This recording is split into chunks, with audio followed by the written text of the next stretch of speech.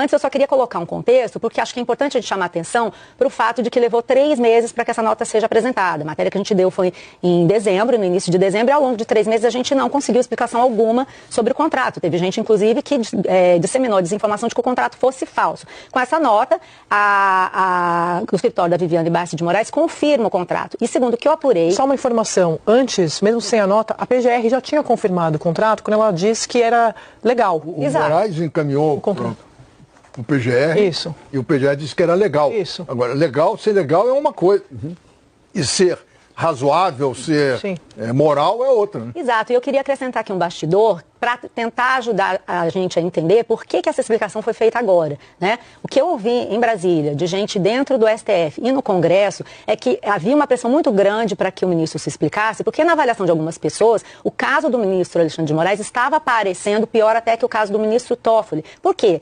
Eu ouvi de 2 pessoas diferentes. O caso do Toffoli, ainda você tinha uma coisa física, que era o resort. Você pode discutir o valor, você pode discutir se o dinheiro foi realmente para o resort ou para o ministro, mas existia uma coisa real, um resort, pelo qual o Fabiano Zettel, o cunhado do Vocário e o grupo ali pagou. Mas no caso do contrato não havia nada. A gente procurou e fizemos pedidos via lei de acesso à informação a todos os órgãos que o contrato diz que seriam órgãos de atuação da Viviane Bassi de Moraes. Nós pedimos entradas em portarias, registros de reunião, pedidos, petições, e a gente não encontrou nada. Então, essa era a questão. A situação poderia ficar pior, porque um contrato sem objeto é mais complicado do que uma negociação que é promíscua, pode ser questionada, conflito de interesses, tudo, mas existe um resort. No caso do ministro Alexandre de Moraes, não existia prestação de serviço. Então, é por isso, eu acho que esse é o contexto que explica essa nota. E aí eu fui procurar olhar os valores, né? E aí fui procurar olhar os valores. Primeiro que você tem pareceres e reuniões todas com o Master. Nenhuma delas aconteceu fora do Master. Né? Não teve, esses órgãos todos, como a gente demonstrou, não foram procurados, não houve uma atuação externa de defesa dos interesses. Só para explicar o que seriam essas, para o nosso assinante aqui que está acompanhando o Estúdio I, o que seriam essas atuações externas? Por exemplo, a atuação do escritório junto ao Banco Central. Isso que a gente perguntou. Foi ao Banco Central? Pediu audiência? Fez uma petição? Apresentou algum pedido?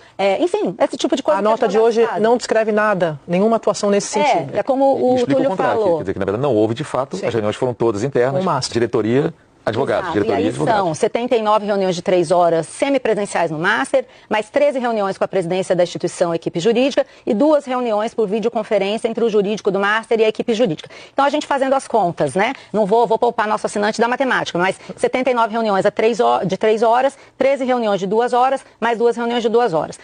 Eu confirmei com 3 escritórios de advocacia de altíssimo nível que o patamar de hora homem para escritórios top do mercado é R$3.000. Então, fazendo a conta aqui, você tem 267 horas de reuniões, R$801.000, mais 108 horas de parecer, se você considerar que um parecer leva 3 horas para fazer. Se você considerar que leva 6 horas, poderiam ser 216 horas. Resumo, se a gente considerar que a hora homem, R$3.000, 267 horas de reunião, mais 108 horas para parecer, você tem R$1.200.000 pelo serviço.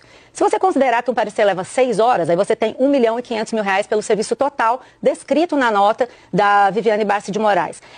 Isso, obviamente, é muito longe do valor efetivamente pago, não vou nem falar dos 130 milhões de reais, mas esse contrato, ele teve efetivo por 22 meses. Então, você tem 79 milhões de reais pagos por essas 267, 300 e... Você está calculando com aquele 15 profissionais mobilizados, é isso? Por hora homem, daqueles 15 que são 15 advogados. Dessas reuniões. Não, isso é a hora homem. A hora homem. Quanto valeria então no mercado? Quanto valeria a hora homem dessas reuniões?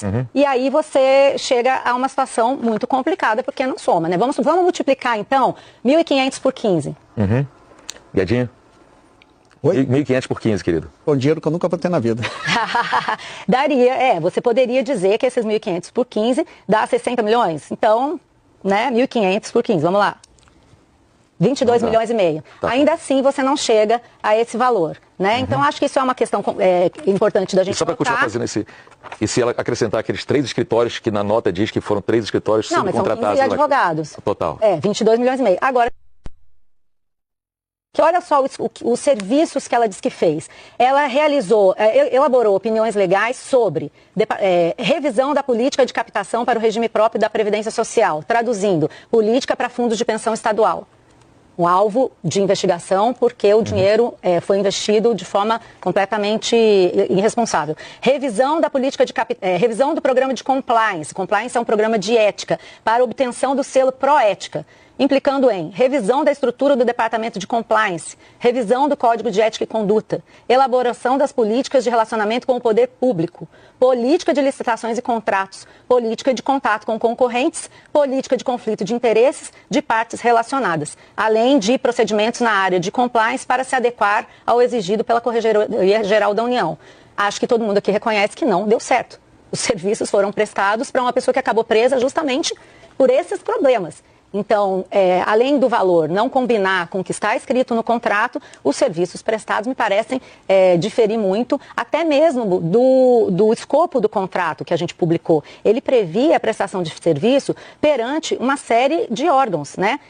Eu tenho até aqui Ministério Público, CAD, Receita Federal, Procuradoria-Geral da Fazenda Nacional, e isso não está descrito nem aqui, a gente também não encontrou. Então, acho que essa é uma explicação insuficiente que tenta resolver essa demanda política nos bastidores sobre, olha, precisa falar alguma coisa porque não dizer nada está ruim. Nós publicamos as mensagens na sexta-feira, na quinta-feira, mostrando as conversas que o Porcaro teve com o ministro Alexandre de Moraes, periciadas, bom dizer, pela Polícia Federal, não pela CPI do INSS, é um arquivo retirado do celular do Daniel Porcaro no momento da prisão e por isso foi possível recuperar as mensagens de visualização única enviadas pelo Porcaro, e o que esses arquivos mostram são 9 mensagens trocadas entre eles, em que o Porcaro prestou contas ao ministro Alexandre de Moraes do avanço da sua negociação com o Fictor, que não tem nada a ver com o que está escrito aqui, então não sabemos nem para que essa discussão sobre a negociação com o grupo Fictor, para vender o Master, se vendia, se antecipava, não sabemos qual a razão,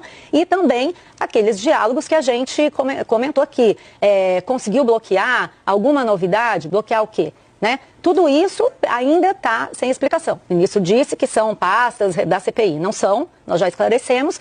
E acho que tudo isso compõe esse quadro. É um agravamento da crise no Supremo, uma tentativa de dar respostas, dada a pressão dos pares e do sistema político, mas não está funcionando.